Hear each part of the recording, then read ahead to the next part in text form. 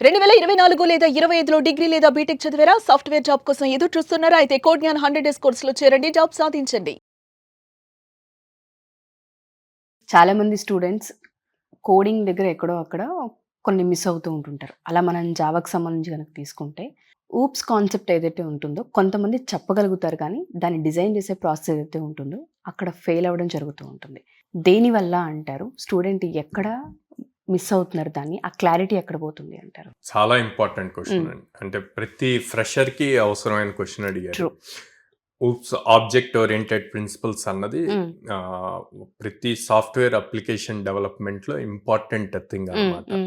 కాకపోతే స్టూడెంట్స్ ఎలా థింక్ చేస్తారు అంటే ఆ కాన్సెప్ట్స్ నేర్చుకుంటే మనకి జాబ్ వచ్చేస్తుంది అన్న పాయింట్లో ఉంటారండి. సో ఎక్కువ మంది స్టూడెంట్స్ మనం రెగ్యులర్గా చూస్తే వాళ్ళు ఈ ఊప్స్ కాన్సెప్ట్స్ చాలా స్ట్రాంగ్గా నేర్చుకుంటారు, థియరిటికల్గా నేర్చుకుంటారు. Okay, inheritance, polymorphism, abstraction methods, చాలా కాన్సెప్ట్స్ ఉంటాయి, ఎన్కాప్సులేషన్ ఇట్లాగా. కానీ దాన్ని ఎక్కడ అప్లై చేయాలి అన్నది వాళ్ళకి క్లారిటీ ఉండదు అనమాట. ఇంటర్వ్యూర్ ఎప్పుడైనా సరే మీకు డైరెక్ట్గా కోడింగ్ క్వశ్చన్తో స్టార్ట్ అవ్వదు. టీఆర్ రౌండ్కి వెళ్ళి టెక్నికల్ రౌండ్కి వెళ్ళినప్పుడు వాడు స్లోగా తీసుకెళ్తాడు. సో ఫస్ట్ ఈ క్వశ్చన్స్ అడుగుతారు. అడిగినప్పుడు చాలా కాన్ఫిడెంట్గా ఊప్స్ కాన్సెప్ట్స్ అన్ని చెప్తారు. ఓకే, చెప్పిన తర్వాత దాన్ని ఒక రియల్ టైమ్ ఎగ్జాంపుల్లో ఎక్స్ప్లెయిన్ చేయమన్నప్పుడు చాలా మంది చేయలేరండి. ఇక్కడ ఈ వీడియో గనక ఫైనల్ ఇయర్ స్టూడెంట్స్ చూస్తూ ఉంటే వాళ్ళు ఆల్రెడీ క్యాంపస్ ప్లేస్మెంట్స్లో ఇది ఫేస్ చేసి ఉంటారు. ఎందుకు అంటే కంపెనీ వాళ్ళకి కావాల్సింది ఆ కాన్సెప్ట్స్ని అప్లై చేసి అప్లికేషన్ ఎలా బిల్డ్ చేయాలి అని, అంతేగాని ఆ కాన్సెప్ట్ని థియరిటికల్గా చెప్పడం కాదు. సార్ మరి మాకు ఉందే అవి కదా, మేము థియరీయే కదా నేర్చుకునేది అంటే ఎస్, ఎడ్యుకేషన్ సిస్టంలో అంతవరకే ఉంటుంది. బట్ కంపెనీ ట్రెండ్కి తగ్గట్టు చేంజ్ అవుతుంది కాబట్టి మనం ప్రాక్టికల్గా నేర్చుకోవాలి, నేర్చుకొని ఇంటర్వ్యూస్ క్రాక్ చేయాలి. సో ఈ నేర్చుకునే పద్ధతిలో మళ్ళీ ఇక్కడ ఎక్కువ మంది ప్రతి కాన్సెప్ట్కి ఊప్స్లో మల్టిపుల్ కాన్సెప్ట్స్ ఉంటాయండి, ప్రిన్సిపల్స్, అవి ఎక్స్ప్లెయిన్ చేయటం కోసం క్లాసెస్ ఎక్కువ రాసేస్తారనమాట. క్లాస్ అని ఉంటుంది. సో అది కూడా ఒక ప్రాబ్లం అవుతుంది. సో అలా రాయకూడదు. అండ్ ఎందుకు అంటే ఆబ్వియస్లీ మనం రాసే ప్రతి కోడ్ యూనిట్ టెస్టింగ్ జరిగి నెక్స్ట్ యాడ్ చేసే ఫీచర్కి ఫ్లెక్సిబుల్ కంపాటబిలిటీ ఉందా లేదా అన్నది చూసుకోవాలన్నమాట. ఇవన్నీ మిస్ అవుతాయి. సో ఇవన్నీ ఎప్పుడు నేర్చుకోగలరు అంటే నేర్చుకునే చిన్న కాన్సెప్ట్ అయినా పెద్ద కాన్సెప్ట్ అయినా ఇన్ డెప్త్ ప్రాక్టీస్ చేయాలి. ఒక అప్లికేషన్ మీరు క్లాస్ రూమ్లో నేర్చుకుంటే కాన్సెప్ట్ యూజ్ చేసి బిల్డ్ చేయగలము అనుకుంటే మీరు ఇంకో 2-3 అప్లికేషన్స్ మీ అంతగా అదే కాన్సెప్ట్ యూజ్ చేసి బిల్డ్ చేయగలగాలి. అప్పుడు ఆ కాన్సెప్ట్ మీద మీకు గ్రిప్ అన్నది బాగా వస్తుంది. అప్పుడు ఎలాంటి లాజిక్నైనా సాల్వ్ చేయగలుగుతారు కోడింగ్తో.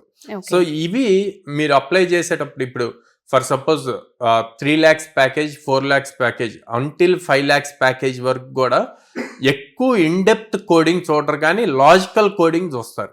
ఇచ్చిన కాన్సెప్ట్ ని లాజికల్ గా ఎలా సాల్వ్ చేయగలుగుతారు, ఏ టైప్ ఆఫ్ కాన్సెప్ట్స్ అప్లై చేస్తారు అన్నది చూస్తారు.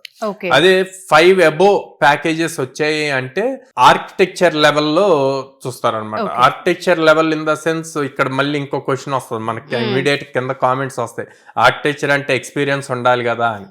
ఎక్స్పీరియన్స్ ఉండాల్సిన అవసరం లేదు. ఆర్కిటెక్చర్ లెవెల్ అంటే నీకు అసలు నువ్వు చేసే ప్రాజెక్ట్ని ఎలా స్కేలబుల్ చేయొచ్చు అన్న ఒక క్లారిటీ ఉండాలి.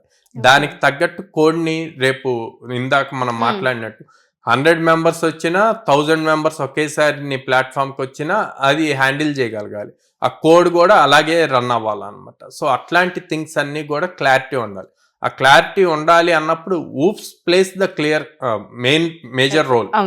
ఆబ్జెక్ట్ ఓరియంటెడ్ ప్రిన్సిపల్స్ ఓకే, కానీ దాన్ని ఎలా స్కేలబుల్ చేయొచ్చు, ఆ కోడ్ని ఎలా ఆప్టిమైజ్ చేయగలరు అన్నది కూడా ఇంపార్టెంట్. అవన్నీ నేర్చుకోరు.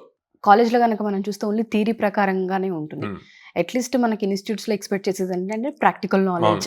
ఇక్కడ ప్రాక్టికల్ నాలెడ్జ్ వచ్చినప్పుడే మనం ఇంటర్వ్యూస్లో దాన్ని క్రాక్ చేయడానికి ఈజీగా ఉంటుంది. సో మన కోడ్ జ్ఞాన్లో మీరు ఏదైతే చెప్తూ ఉన్నారో దాన్ని డిజైన్ చేసే ప్రాసెస్ కావచ్చు, నేర్పించే అవకాశం ఉంటుంది అంటారా? ప్రతి స్టూడెంట్కి దానిపైన గ్రిప్ వస్తుంది అంటారా సార్? సో అందుకేనండి కోడ్ జ్ఞాన్లో మేము instead of concept based learning కన్నా కూడా అప్లికేషన్ బేస్డ్ లెర్నింగ్ ఉంటుంది అనమాట మా దగ్గర. అంటే మీరు ఏది డిజైన్ నేర్చుకోవాలి అన్నా, ఏ కాన్సెప్ట్ కాన్సెప్ట్ నేర్చుకోవాలి అన్న కంపల్సరీగా ప్రాజెక్ట్ బిల్డ్ చేస్తూనే నేర్చుకుంటారు.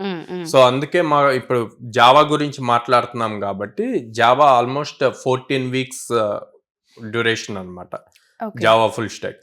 సో 14 వీక్స్ డ్యూరేషన్ అన్నప్పుడు ఎవ్రీ వీక్ మీకు ఒక ప్రాజెక్ట్ ఉంటుంది. ఆ ప్రాజెక్ట్ కి ఏం కాన్సెప్ట్స్ కావాలి, ఆ కాన్సెప్ట్స్ ఎలా నేర్చుకొని బిల్డ్ చేయాలి అన్నది నేర్పిస్తూ ఉంటాం ఆ వీక్ మొత్తం. ఆ వీక్ అవ్వగానే సెకండ్ వీక్ లో మళ్ళీ కొత్త ప్రాజెక్ట్ వస్తుంది.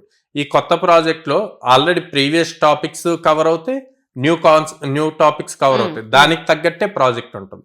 ఇలా మీరు ప్రతి కాన్సెప్ట్ మీద ప్రాజెక్ట్ బిల్డ్ చేసుకుంటూ వెళ్తే మీకు 14 వీక్స్ అయ్యేసరికి 14 డిఫరెంట్ ప్రాజెక్ట్స్ చేస్తారు. మైట్ బి చిన్నదవనండి, పెద్దదవనండి.